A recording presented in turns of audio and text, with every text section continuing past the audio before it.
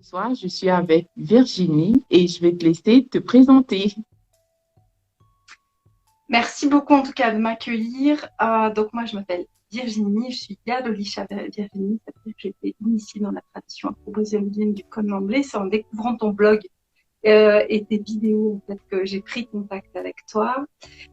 Donc moi je suis accompagnatrice spirituelle multiculturelle, c'est-à-dire que c'est venu comme ça, c'est que les gens ont besoin d'accompagnement spirituel et pas forcément dans la voie catholique classique. Donc il faut un petit peu, voilà, j'ai écouté des personnes qui sont en quête de spiritualité de manière globale, qui veulent en parler avec avec un plus grand, un spectre un peu différent des chemins un peu plus classiques. Et donc j'ai un podcast et je suis auteure du roman Namad. Voilà. D'accord. Alors, tu nous as dit que tu es également prêtresse du Cadomblé. Ouais, c'est Alors, ça. Ah, si, ouais, tu veux, ouais, c'est vrai. Vas-y, oui. termine. En fait, tu fais beaucoup de choses. Donc, tu écris des livres, tu as un podcast et on va commencer d'abord sur le côté vraiment prêtresse. Donc, quand on dit Cadomblé, je découvre en fait avec toi c'est quoi le Cadomblé. Et peut-être qu'il y a beaucoup de personnes comme moi qui ne savent pas ce que c'est que le Cadomblé. Donc, est-ce que tu peux nous expliquer un tout petit peu ce que c'est?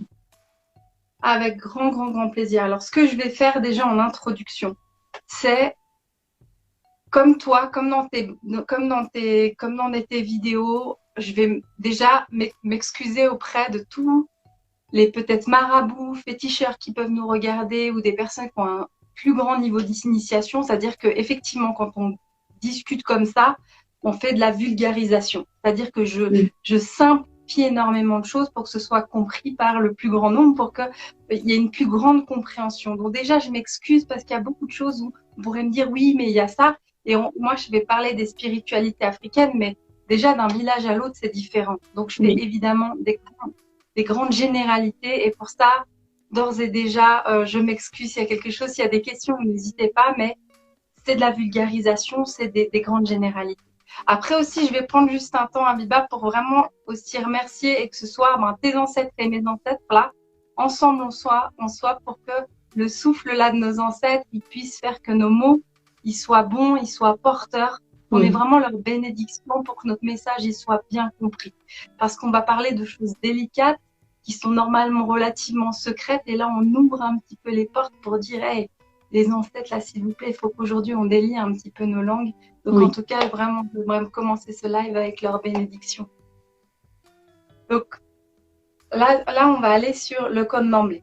Le code oui, d'emblée c'est en quelques mots, c'est dans la traite négrière, il y a eu énormément, et notamment au Brésil, il y avait comme des axes routiers oui, qui étaient entre l'Afrique. Donc, il y avait vraiment des routes puis des axes. Et là, plus, il y avait un très grand axe qui était entre Porto Novo, Ouida, du oui, Bénin, jusqu'à au nord-est du Brésil, donc ça veut dire Salvador, de Bahia, et Recife. Et là, il y avait ce qui à Recife, il y a juste à côté, donc il y a une grande ville dans le triangle du Brésil. La ville qui est en fait la plus proche de l'Afrique, c'est Recife. Et là, il y a Porto Galinhas, c'est-à-dire le port des poules, qui est en fait le nom qu'on avait donné à ce port des poules, en fait, qui était un énorme port de réception des esclaves issus de la traite, de l'affreuse traversée qui est la traite négrière. Et le Comemblé, en fait, c'est si le Bénin, c'est la culture du vaudou, on oui, va redéfinir le vaudou, mais c'est quand même la culture, la religion du vaudou, cette descendance, enfin, cette spiritualité sacrée.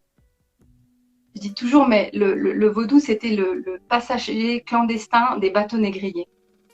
En fait, quand enfin,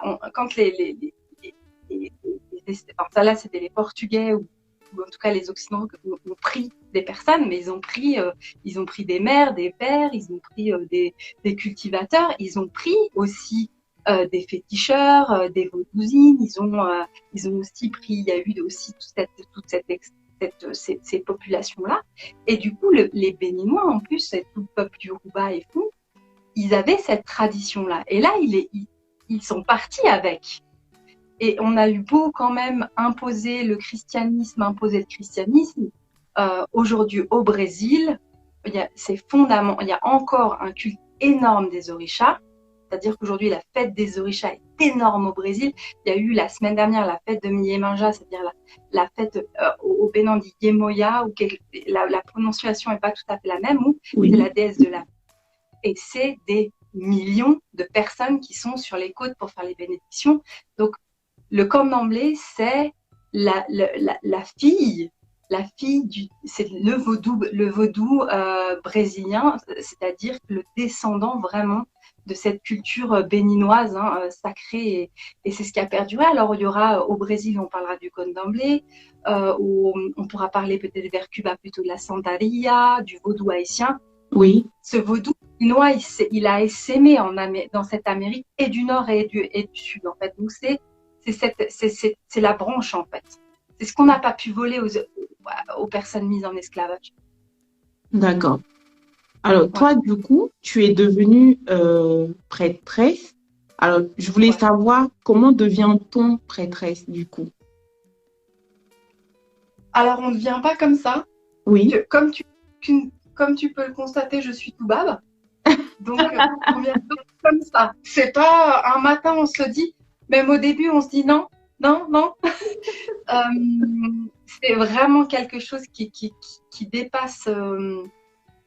c'est tout un cheminement, donc d'où mon livre en fait. C'est vraiment ce cheminement-là où j'explique, il y a quelque chose et il y a des séries d'initiations de vie, donc des séries de problèmes importants qui font que personne ne peut répondre dans la société. C'est-à-dire que je vis à l'époque en France, personne ne comprend ce qui se passe. J'avais ce qui en Afrique est relativement commun, c'est la capacité de la transe. Il y avait le don, la malédiction de la transe dans une culture qui ne la pratique plus.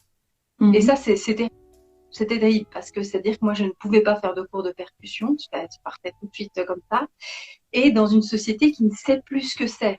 Donc, il n'y a personne qui peut te répondre, qui peut te dire, OK, en fait, tu fais des moments où tu ne sais pas trop ce qui se passe.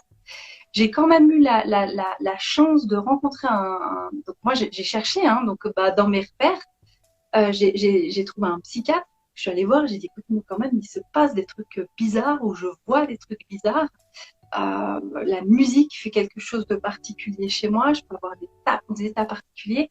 Et moyennant un certain nombre de bilans, je suis tombée sur un médecin qui était conscient, en tout cas qui avait vu et qui avait voyagé, qui m'a dit, mais écoute, ce que tu as là, dans d'autres cultures, ça peut, tu vas regarder le chamanisme, mais on n'est pas dans quelque chose de pathologique. Donc là, ça m'a un peu ouvert les écoutilles en disant, OK, il y a d'autres choses. Donc là, il y a peut-être des choses un peu type chamanisme qu'on peut pratiquer un peu en Europe, mais il n'y avait pas de réponse jusqu'au jour où la vie, elle fait. Dieu, il fait bien les choses et il me fait rencontrer quelqu'un qui me dit, mais écoute, j'explique ce que j'ai. Puis il me dit, mais écoute, là, ce que tu as au Brésil, ils savent le faire. À ce moment-là, je ne veux pas partir, je ne veux pas y aller. Mais le fait est qu'il m'a fait un soin à base de plantes, à base de fumigation, comme on le fait aussi encore traditionnellement en Afrique, comme vraiment une sorte de traditicien. Et le fait est que ma vie, elle a switché, a pu se poser, ça s'est calmé. Et là, je me suis dit, OK, je veux au moins les remercier. Lui, il était rattaché à un temple et je me suis dit, moi, je veux au moins les remercier et aller découvrir la personne qui m'a permis de poser un petit peu. Oui. Et là, en fait, j'arrive et il y a une cérémonie. Et dans la cérémonie, en fait, il y a les drums, il y a vraiment... Et là, moi, je pars en transe. Et là, on me dit, écoute, là. Il va falloir faire quelque chose. Et au départ, c'était pas du tout de devenir prêtresse. On m'avait dit, écoute, c'est important de te faire initier. J'ai dit, OK, j'y vais. J'y vais parce que il m'a dit, mais ton âme, c'est-à-dire, au-delà de c'est ça qui est assez fou, c'est qu'au-delà de la culture, au-delà du fait de dire, mais en même temps, moi, je suis légitime d'Orient. Je suis pas brésilienne. Je connais bien l'Afrique, mais je suis pas africaine non plus. Et du coup, je suis plus du tout dans ma culture occidentale.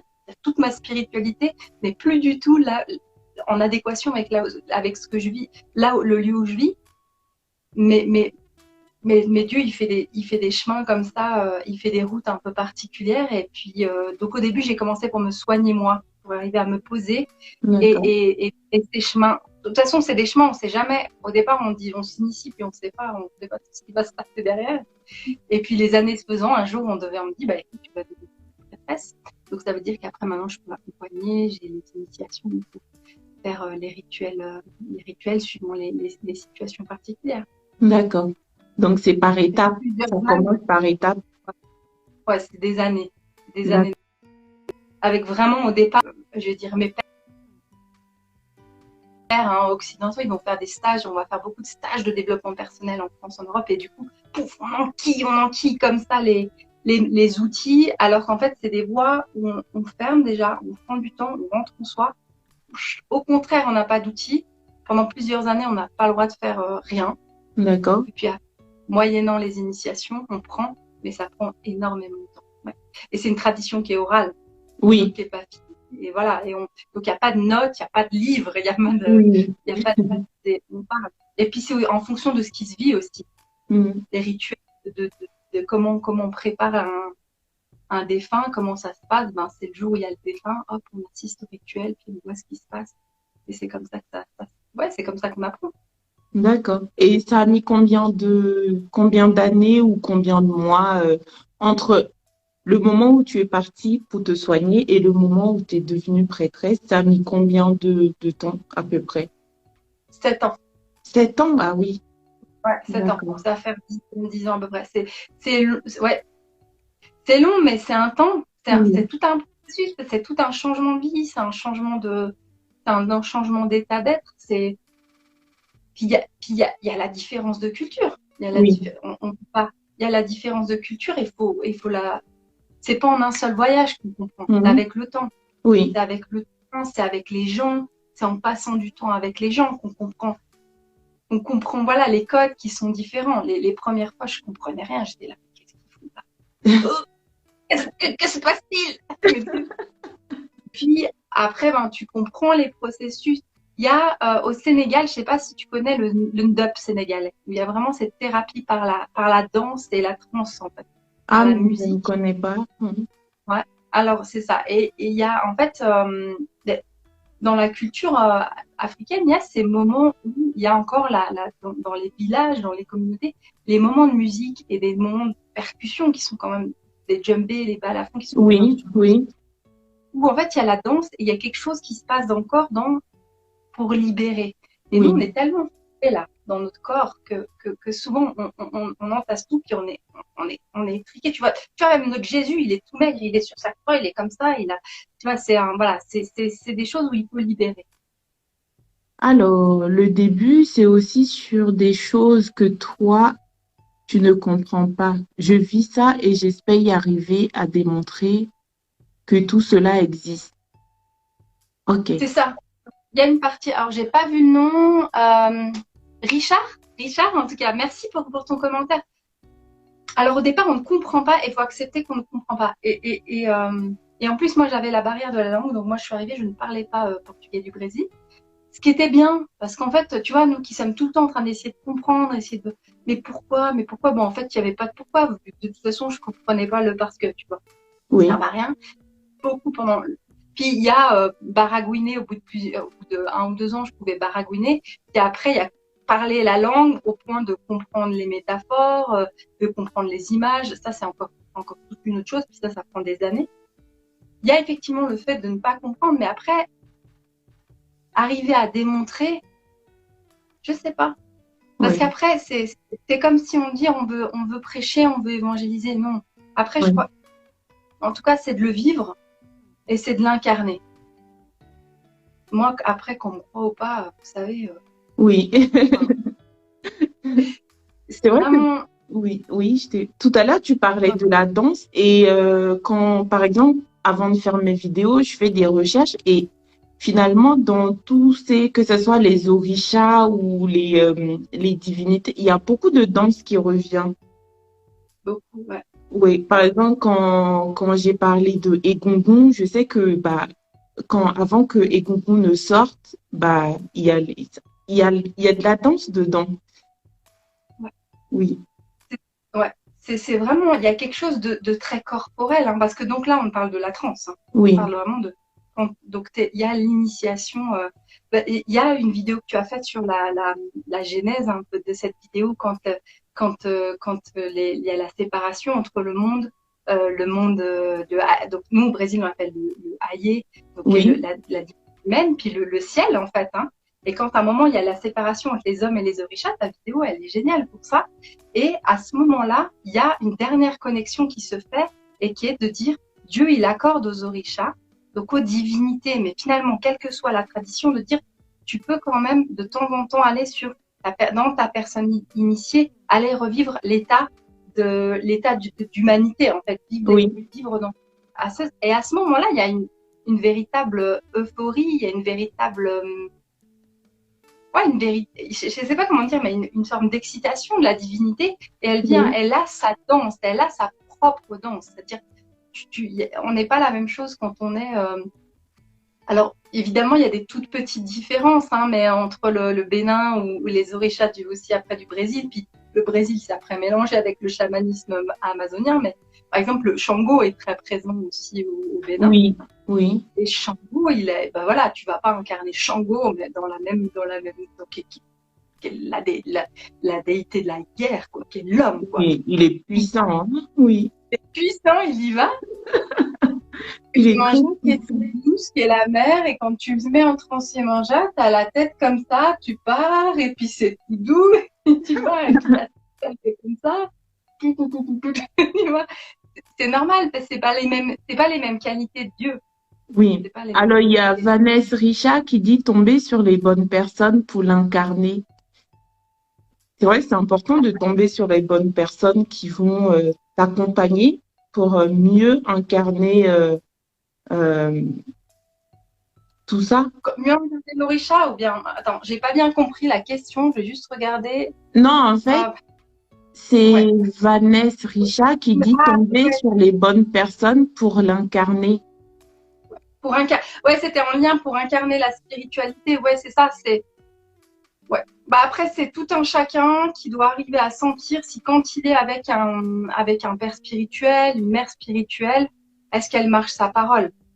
Est-ce que c'est ok? Est-ce que c'est avec sa dimension humaine, j'entends, hein, avec le fait que bah, ça reste une personne humaine, qui a des problèmes humains et qui est pas parfait, mais est-ce que est-ce qu'elle travaille avec le cœur? Hmm.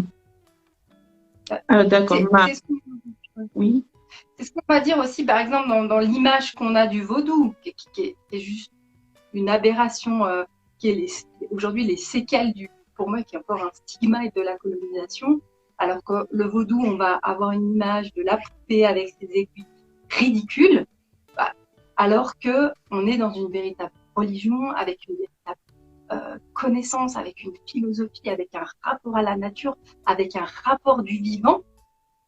Et le réduire à juste une poupée, c'est oui, un c'est non-sens. dommage. Et d'ailleurs, à chaque fois que je parle du vaudou, par exemple, Ouais, et ce qui m'attriste, c'est que c'est mes propres, quand je dis propres frères et sœurs noirs, voire parfois béninois, quand je dis que le vaudou est une religion, ben, tout de suite, je sens qu'il y a des personnes qui se braquent. Non, c'est pas une religion, je dis non, c'est une religion comme toute autre religion, mais tu as du mal à passer, en fait. Certaines personnes ont du mal à accepter que le vaudou soit une religion parce qu'ils voient ça je sais pas, ils diabolisent ça. Après, comme j'explique, moi, par exemple, je suis pas adepte du vaudou, mais je prends un grand plaisir à transmettre, en fait, à, comment dire, comme tu disais tout à l'heure, j'ai envie que beaucoup de personnes, comment dire, apprennent, parce que dans la tête de beaucoup, le vaudou, c'est mauvais, c'est donc, même si je ne ouais, suis pas adepte du vaudou, mais j'ai envie quand même que les gens sachent la vérité, que le vaudou est une religion, comme ouais, d'autres religions. ouais. Et les religions, elles sont pratiquées par des hommes. Des hommes, Mm. dans le sens des femmes et des hommes, qui sont bons et mauvais. Oui, Et c'est c'est ça la ça. différence. Il ne faut Oui, pas oublier que la religion, les bâtonnets grillés, ils étaient bénis, hein, par des prêtres. Et il y a ça aussi. Est-ce que ça, mm. c'était bon? Mm. C'est ça. Voilà. Après, est-ce que ça veut dire qu'on va remettre en cause la parole de Jésus? les hommes là, les hommes qui ont béni les bateaux, ils étaient mauvais. Par contre, la parole de Jésus, on va la respecter et c'est Oui, normal. Et puis même moi, hein, je respecte Jésus vraiment, il est très efficace, il marche bien. Prier Jésus, ça marche bien. Mais, oui, mais les religions, elles sont ce qu'on en fait en tant qu'homme et en oui. tant que femme. Ouais. C'est vrai. Et c'est vrai. Et pareil, comme je suis totalement d'accord avec toi, parce que j'ai eu un débat, par exemple, une personne qui me dit, oui, mais tu peux pas me dire que le vaudou est une religion alors que on ne fait que du mal avec. Donc, j'ai mis au moins 30 minutes, même voire plus, à expliquer que non, en fait, c'est comme toutes les religions. C'est l'être humain qui en fait.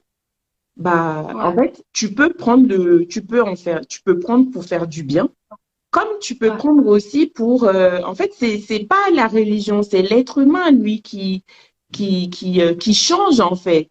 C'est pas la religion en elle-même c'est nous. Tu sais, une personne là dans une religion chrétienne, si elle veut jeter un mauvais sort là, tu vois, bah, c'est-à-dire si t'es en colère envers quelqu'un et que tu vas allumer un cierge en disant, hey, Dieu là, franchement ma voisine, franchement là, Jésus là, ma voisine, je l'aime pas, là, fais en sorte que vraiment. Alors tu peux mettre les mots gentils, mais il y a toute ta colère si t'allumes ton Oui, cierge. oui, Mais tu jettes la malédiction sur ta voisine oui, parce que c'est ton ça. cœur il était mauvais. Quand tu veux faire revenir là, quand tu es en train de demander que tu peux pas accepter que ton homme ou que ta femme, elle t'a quitté et que tu veux le faire revenir et que tu sois à l'église à prier pour qu'il revienne contre sa volonté ou que tu sois effectivement à faire des rituels. Pour ça, tu ne respectes pas l'autre. Hmm. C'est toi qui n'es pas capable de faire ton processus de deuil face au départ, c'est tout.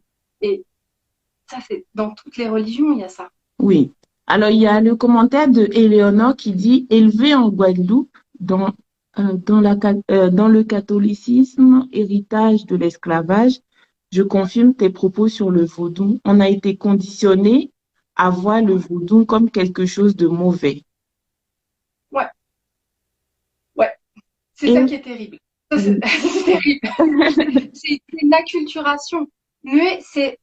Alors, je veux pas minimiser vraiment, et j'espère que vous avez entendu en tout cas mon respect et la conscience que j'ai de l'horreur de l'esclavagisme et de la plaie béante que c'est encore aujourd'hui. C'est pas encore cicatrisé. C'est pas encore cicatrisé. Mais nous, en tant qu'Européens, on était animistes aussi. On est fondamentalement animistes. Par contre, effectivement, on a été colonisé dans notre culture. Je remets pas dans la même chose. On n'a pas eu à faire des travaux forcés. Ça, je veux pas dire. Mais par contre, on a eu une acculturation où il y a eu 1000 ans d'inquisition, donc 1000 ans où les femmes ont été brûlées pour leur savoir traditionnel. Et nous, on ne connaît plus, en Occident, on ne connaît plus notre culture animiste. Et c'est ça qui est terrible. Et c'est ça que moi j'admire dans l'esclavage. C'est franchement, les esclaves, enfin, les personnes mises en esclavage, j'aime pas dire esclaves, ils ont réussi à résister et ils ont gardé leur culte. Ils ont réussi, quoi.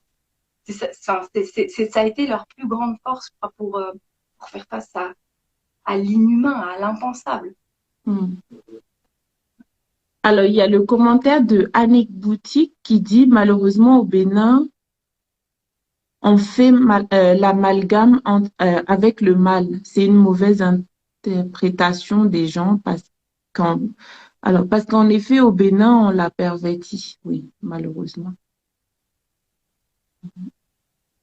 Là, je peux que parler et vraiment, je peux que parler de ce que j'ai pu voir au fil des années. Et là, je demande tout le respect parce que c'est ma vision et volontiers on peut. Le fait est qu'il y a une forme peut-être un peu plus active, pas plus active de sorcellerie encore qui existe en Afrique, qui peut être compliquée. Mon explication, mais vraiment avec tout mon respect, hein, c'est moi, si j'ai aujourd'hui, demain, un conflit avec mon voisin, je peux aller chez un juge et je vais attaquer mon voisin. Hmm. Quand tu as un État qui n'a pas ça, des fois, malheureusement, il y a d'autres manières de faire. C'est pas juste, c'est pas de. Effectivement, j'espère que sortir de cette forme-là, d'usage d'un savoir traditionnel pour nuire à l'autre. J'espère qu'effectivement, ça va évoluer. Mais par contre, je suis fondamentalement convaincue qu'il y a des très, très beaux guérisseurs et des très, très bons, Oui. des très, très bons vaudousines, des très, très bons temples.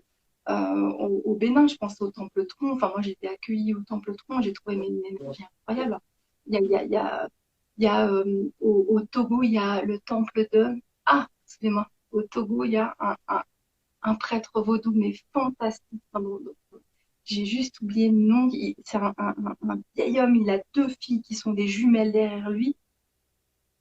C'est des gens, mais ils sont lumineux, enfin, dans les forêts sacrées. Mais c'est ça, quand des villages entiers œuvrent pour la spiritualité, moi, j'ai vu Oui. beaucoup d'amour, de respect, beaucoup Mm. de respect. Et d'ouverture en plus, hein, tu sais, quand tu arrives et puis tu es dans un temple et puis tu t'accueilles, puis tout est au fond, là, avec ta chaise, tu me dis, attends, toi là, attends. Les gens ils voient, enfin, c'est cool, mais attends, d'abord, attends, tu connais un peu, un petit peu, un petit peu. Mais ouais, enfin, c'était moi ce que j'avais halluciné au Bénin, c'est moi je disais rien, hein, j'étais dans mon coin machin, les prêtres ils voyaient, ils Mm. disaient attends toi, tac, ils sortaient du lit. Ça j'avais trouvé assez fou. Ouais. Euh, mais moi j'ai vu beaucoup de belles personnes qui essayaient de défendre, qui honoraient les ancêtres, puis qui étaient même dans des démarches aussi euh, de passer sur l'esclavage, d'aller dans comment on cicatrise de cette blessure-là. Mm. D'accord. Du coup, là, on a beaucoup parlé du vaudou. Je voulais savoir, c'est quoi la différence, du coup, entre le vaudou et le candomblé? Ouais, c'est intéressant ça. C'est comme si tu me demandes, c'est quoi la différence entre une mère et sa fille? Ah, Ça, oui, le vaudou, c'est la mère, c'est même la grand-mère, parce oui, qu'aujourd'hui, il y a plein de... Elle a le savoir. Et puis, il y a la fille. La fille, elle a pris une partie de sa mère, mais oui, elle est aussi riche de la culture du papa. Ça va être ça. C'est-à-dire qu'aujourd'hui, le Candomblé, il a métissé le savoir. C'est ce que j'ai écrit dans Namata. J'ai essayé de faire un roman. Donc, le roman que j'ai écrit, donc moi, mais j'entends. Donc, en fait, c'est Namata qui m'a raconté son histoire. Et en fait, ce qui est sorti de ça, c'est de dire, à un moment, elle arrive, je peux pas tout raconter, hein, non, mais elle arrive non, et on voit le métissage. C'est-à-dire que sur les exploitations, évidemment, dans les films, on va voir exclusivement les personnes africaines. Simplement, c'était un petit peu plus métissé. Il y avait aussi énormément d'Indiens. Il y avait aussi des Européens de basse conditions. Il y avait des Bretons qui étaient mis, enfin, qui étaient à peine plus que des esclaves. Enfin, pareil, hein, beaucoup mhm, moins. Vraiment, je minimise pas. Mais le fait est que ça faisait un brassage culturel. Et du coup, quand il a fallu se réinventer, se réapproprier une culture, il y a eu un mélange et le candomblé, c'est un vaudou qui s'est mélangé en termes de savoir de plantes, mhm, évidemment, il a fallu l'adapter, et qui s'est mélangé avec le savoir amérindien. Et c'est d'accord, vraiment ça, c'est-à-dire qu'il y a une culture et il y a ce qui s'appelle les cabocles, c'est vraiment, tu peux, dans cette transe-là, dans ces rituels-là, accueillir et avoir un vieil africain, donc une incorporation d'un vieil ancêtre africain, et à côté, dans la même cérémonie, avoir un sage de la forêt amazonienne. d'accord. C'est un mélange de tout. C'est vraiment un métissage qui s'est fait. C'est vraiment D'accord, cette fusion qui s'est faite. Et ça nous rappelle que la spiritualité et le culte des ancêtres, il est universel. d'accord. Il- non, Alors là, tu m'as devancé sur ma prochaine question parce que tu as parlé de spiritualité. Alors, moi, j'ai posé la question à ceux qui me suivent, c'est quoi pour eux, enfin, selon eux, c'est quoi la spiritualité? Et puis, en fait, ce qui revient, c'est que chacun a sa définition, en fait. Alors, pour toi, c'est quoi la spiritualité? Parce que parfois, pour d'autres, la spiritualité, c'est un mélange de croyances, il y a un peu de religion, et puis pour d'autres, la spiritualité, ça n'a rien à voir avec la religion. Donc, pour toi, c'est quoi la spiritualité selon toi? C'est une vaste question, ça aussi. C'est effectivement, il y aura plusieurs regards. Il y aura plusieurs regards. Donc, le fait est que pour moi, c'est la reliance à plus grand que soi. Mhm. Moi, je vais l'appeler Dieu. Moi, Oui. j'appelle Dieu, c'est que Dieu, tu vois, enfin, celui qui a créé le monde, là, qui a fait que je suis là, que toi et moi, on est en train de parler, c'est lui. Oui. Simplement, si je vais parler à une personne occidentale qui, elle, a ses blessures, qui, Mhm. elle, n'arrive plus à entrer dans une église, qui n'a plus la foi, est-ce que tu vas en Afrique, tu vas en Brésil, tu vas en Amérique du Sud, Dieu, Oui. on ne remet pas en question Dieu, c'est OK. Mhm. C'est pas, enfin, c'est normal, on le sait que Dieu Oui. n'existait pas. Ici en Europe, bah, tu vis en Europe par hasard. Hein. C'est vraiment de Oui. se dire, aujourd'hui, les gens n'ont plus la foi, ils ne savent plus ce que c'est Dieu. Du coup, à un moment, c'est ma croyance, hein. Mais du coup, tu vas mettre de la spiritualité. Donc, il y en a qui vont mettre, ok, ils vont faire des voyages, puis ils vont avoir, ils vont te relier à leur ours intérieur. Il y en a qui vont se relier avec plein de trucs comme ça. Finalement, tu leur dis, mais est-ce que tu crois en Dieu là? Mhm. Est-ce que tu es d'accord qu'il y ait des lutins dans ton jardin? C'est ok pour moi. Si toi tu vois des lutins dans ton jardin et des fées dans la forêt, c'est ok. Mais au-dessus de ça, il y a quoi? Oui. Et pour moi, c'est vraiment cette reliance à plus grand que soi qu'on appellera Dieu, qu'on peut appeler la nature aussi, parce que fondamentalement, Dieu, il fait que tous les matins, le soleil se lève. Tous les Mhm. matins, il est, tu vois. Et c'est de, et du coup, la spiritualité, pour moi, dans le sens, elle va être évidente entre personnes. Euh, Évidemment, elle transcende la religion. C'est pas que la religion, mais elle est au-delà des cultures. La reliance à Dieu, elle est universelle. Mais par contre, en tant qu'occidentale, pour mes pères, c'est compliqué. Et Mhm. là, l'Afrique peut vraiment, et tous les pays du Sud, ils peuvent là, il y a quelque chose à blesser. Il y a tellement eu cette pression de l'Église catholique, pas celle d'aujourd'hui qui est, je crois, en train d'évoluer, mais toute une histoire, toute une oppression de la femme, tout des guerres. Il y a eu tellement de blessures, tellement de, ça a tellement étouffé les peuples que dans les années 70, les peuples se sont révoltés parce que c'était trop. Puis les années 70, c'était dans l'histoire de l'humanité, c'était hier. Hein. Oui. C'était ma grand-mère. Et là, aujourd'hui, la spiritualité, quand on l'entend par contre dans le sens européen, ça va être l'énergie, ça va être un truc comme ça. Mais pour moi, le problème, c'est qu'on oublie de relier à Dieu D'accord. ou à la source. Mais après, Dieu, par contre, on peut le redéfinir aussi. En tout cas, Mhm. à ce qui est pour toi qui fait que tu es ici et maintenant. D'accord. Du coup, est-ce que la spiritualité occidentale, les spiritualités, parce qu'il y en a plusieurs, ont influencé sur les spiritualités des pays du Sud? Oui, oui, ouais, je crois que depuis l'homme, depuis que le monde est monde, l'homme il voyage, l'homme c'est un migrant pour de vrai. Mhm. L'homme, on est tous des migrants. On est tous des enfants d'immigrés de quelque part. Hein. Oui. Ça c'est important.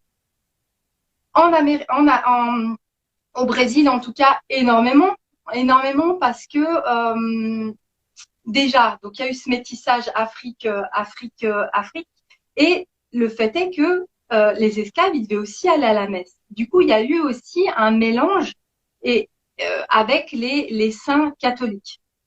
Alors, il y aura aujourd'hui des corons qui seront très africanisés en disant, Oui. OK, nous, on rejette complètement les saints catholiques.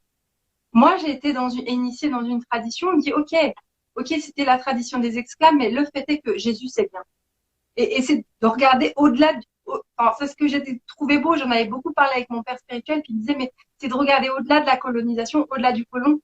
Quand même, quand même, c'était beau. Et du coup, il y a ce mélange, par exemple, de dire que Yemanja, c'est la mère, c'est la mère universelle.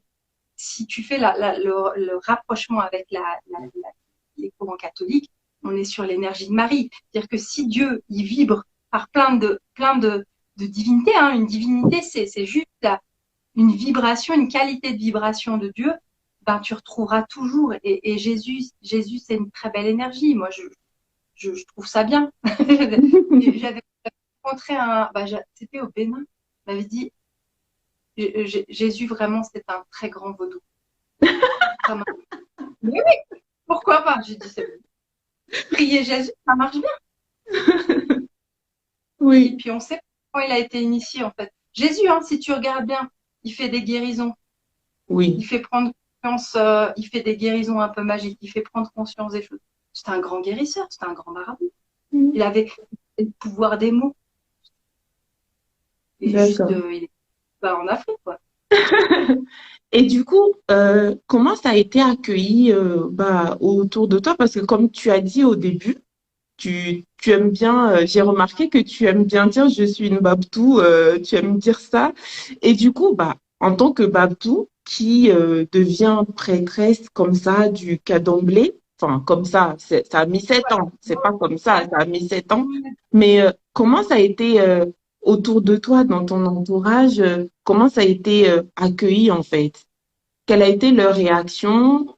Est-ce que tu les as, c'est beaucoup de questions en même temps là, du coup. Est-ce que euh, à chaque étape, tu en parlais autour de toi ou est-ce que tu as attendu vraiment, je sais pas, d'être devenue prêtresse pour en parler et quelle a été leur réaction? Il y en a plein de différentes. Le fait est que j'ai beaucoup gardé ça, c'est secret pour moi au départ, parce que je savais pas comment en parler. Je Mhm. savais pas. Et ouais, je savais pas. Franchement, je savais pas comment faire le pont entre ce que je pouvais vivre d'un point de vue spirituel, la magie que je pouvais vivre et le monde complètement déconnecté de la spiritualité dans lequel j'évoluais. Mhm. C'est-à-dire que j'ai l'impression d'évoluer dans un monde qui ne croit pas en Dieu, quoi. De dire, hey, enfin, de dire, moi, j'ai ce grand bonheur. Donc, mon mari est burkinabé. Et puis, quand on se sépare le matin pour aller de journée, il va m'envoyer ses bénédictions pour ma journée, que Dieu il bénisse ma journée. Mhm. Amen, tu vois. Et ça, c'est tous les jours. Et ça n'existe plus dans les ça n'existe plus dans les familles. Enfin, moi, je venais d'une famille. Alors, il y a encore des familles hein, qui ont Oui. une forte connexion spirituelle et qui vont à l'église où il y a quand même la présence de Dieu. Ce n'est pas mon cas. Donc, Mhm. en fait, dire à une famille qui est complètement athée que, en fait, c'est pas que tu t'es fait un baptême, c'est que, à l'église, c'est que, en plus, tu es devenu prêtre dans une autre tradition. Ça a pris du temps, puis il faut parler. Oui. Et c'est là où il faut, je crois que là où c'est passé, c'est que ça a pris beaucoup de temps. Je leur ai parlé avec beaucoup de temps. Et il y a un truc qu'ils m'ont dit, c'est, t'es jamais venu essayer de convaincre. C'est-à-dire que j'ai Mhm. jamais fait de recrutement, j'ai jamais ramené. Et à partir de là, les gens, ils sont plus en confiance dans le sens où la méfiance, c'est de dire, ah, elle va nous évangéliser, elle va vouloir, Ah oui. Oui. et c'est ça. Et à partir de ce moment-là où j'aurais dit, écoutez, ça fait plusieurs années, vous avez vu, c'est mon chemin, c'est ma foi, c'est mon chemin à moi. C'est-à-dire que je l'ai imposé. Par exemple, finalement, moi, je suis pas de la même religion que mon mari, hein. Oui. On vit comme ça et on compose avec eux. Et quand ils ont compris qu'avec plusieurs années, j'avais pas évangélisé, ça, il y a une partie des gens qui m'ont dit OK, ils ont un petit peu cherché à comprendre, puis ça a été OK. Il y a une autre partie, par contre, quand je leur expliquais, tu sentais que ça ne passait pas. Et, D'accord. et bon, genre, tu expliques le truc, puis je me souviens à un moment, j'étais à table avec, voilà, je vais pas citer le membre de la famille, mais j'étais à table, puis j'expliquais ça, et la Mhm. personne, elle me regarde, elle me dit, tu veux des haricots? Ah, C'était vraiment, d'accord. ça ne pouvait pas rentrer. Oui. Du coup, elle est partie sur la météo, le truc, ça ne pouvait pas rentrer. Faut laisser, Oui. c'est OK. Parce Ça qu'elle rentrera voulait pas. pas écouter, elle voulait pas que, oui. C'était pas possible. Oui. Ouais, il y a un côté puis il y a un côté qui fait peur. Et ça, je peux le comprendre. Quand on D'accord. est prêtresse, d'une certaine manière, quand on est prêtresse d'une tradition qui est proche du vaudou, hein, quand même, on fait peur. Hmm. C'est normal. Faut avoir peur. D'accord. Non, non, non, non, non. On manipule effectivement des forces qui peuvent être impressionnantes. Puis c'est aux personnes de venir voir et de poser des questions. Puis tu vois, c'est Hmm. ouvert là. On en discute, on Oui, parle. Tu oui, fais quoi? Est-ce que je fais revenir l'être aimé? Je le dis tout de suite, non. Par contre, on va parler de comment tu vis ta relation et comment tu peux avoir la force pour t'aimer toi-même. oui. Hmm. Est-ce que je répare les ordinateurs? Non. Par contre, peut-être qu'aller en acheter un, c'est pas mal. Enfin, toutes ces petites choses-là qu'on peut te demander qui sont des non-sens. Et puis, il faut casser toutes les images aussi. Enfin, là, je rigole, mais effectivement, c'est Hmm. très facile. Hein, tu peux faire venir, ou la personne, elle te le dit, tu sais, il est parti, mais tu peux le faire revenir. Hmm. D'accord. Alors, du coup, au tout début aussi, on a parlé que tu proposais des podcasts et comment? Oui, ouais, Oui, vas-y, d'accord. je t'écoute. Est-ce que tu peux nous dire, enfin, je pense que c'est autour de la spiritualité, mais est-ce que tu peux nous en dire un peu plus? Alors, ouais. Alors, moi, j'ai appelé, c'est vraiment moi, j'appelle ça la spiritualité hors des sentiers battus. D'accord. J'essaye d'échanger toujours avec des gens qui ne sont pas dans les chemins classiques et ont été un peu à contre-courant justement de leur arbre généalogique. C'est-à-dire que moi, je viens d'une généalogie, ça fait 1000 ans qu'on est catholique. Et là, j'arrive dans l'arbre généalogique et je dis, hey, les gars, en fait, tu vois, vis-à-vis de mes ancêtres, ça a été dur. Et puis, il a fallu faire des rituels pour mes ancêtres. Hein. Tu vois, Oui, il y a aussi la famille visible, mais à la famille de l'invisible, ça a été aussi compliqué avec eux. Il a fallu leur faire des cadeaux et dire, s'il vous plaît, c'est mon chemin. Mais alors, mon podcast, le but, c'est de pouvoir parler fondamentalement de spiritualité. Je sais que je suis écoutée beaucoup par des Occidentaux, donc c'est de leur rappeler l'importance de remettre du sacré dans leur vie. mhm, Et c'est des choses, mais donc, là, tu vois, je t'ai parlé de Dieu en direct. Enfin, pour moi, tu as un public averti. Enfin, on est OK, on peut parler de Dieu. Si j'étais dans une interview plus classique, oui, enfin, excuse-moi, pas les classiques, vraiment dans un milieu très, j'ai dire, occidental, pas oui, classique, mais occidental, excuse-moi pour le mot, je ne parlerai pas de Dieu, je dirais l'énergie suprême, la reliance à la mhm, nature. Juste attention pour pas confronter. Pas que je mens, mais c'est juste que si je parle de Dieu, je sais quelle projection elle mhm, voit l'église, le catholique, le catéchisme qu'on lui a imposé gamine, peut-être le prêtre qui n'a pas été cool, on n'a plus de dialogue. Par contre, de dire, OK, la reconnexion à quelque chose, à se relier à plus grand que soi. Et du oui, coup, c'est d'arriver à dire, OK, comment on remet du sacré? Comment on remet du sacré un petit peu dans la vie? Comment on refait des rituels? Il y a beaucoup ces notions de rituels. Et il y a aussi, par contre, de regarder, bah là, j'ai tout eu un cycle sur la notion de rituel, de se relier, aller dans la nature, honorer les saisons, honorer, se célébrer aussi, célébrer ses passages. Et là, je vais aussi avoir un cycle sur euh, comprendre aussi parce que dans la démarche, c'est dire quand une personne occidentale, elle vient, le but, c'est pas de lui dire, hey, moi, j'ai la solution, j'ai une religion afro-brésilienne, je te jure, c'est super, tu vas kiffer, oui, elle est super. C'est dire, attends, ta famille, ça fait très longtemps qu'ils sont catholiques. Ça fait très longtemps qu'ils sont protestants. On va aller regarder ça. Tu es en colère, mais on va aller déjà regarder la colère.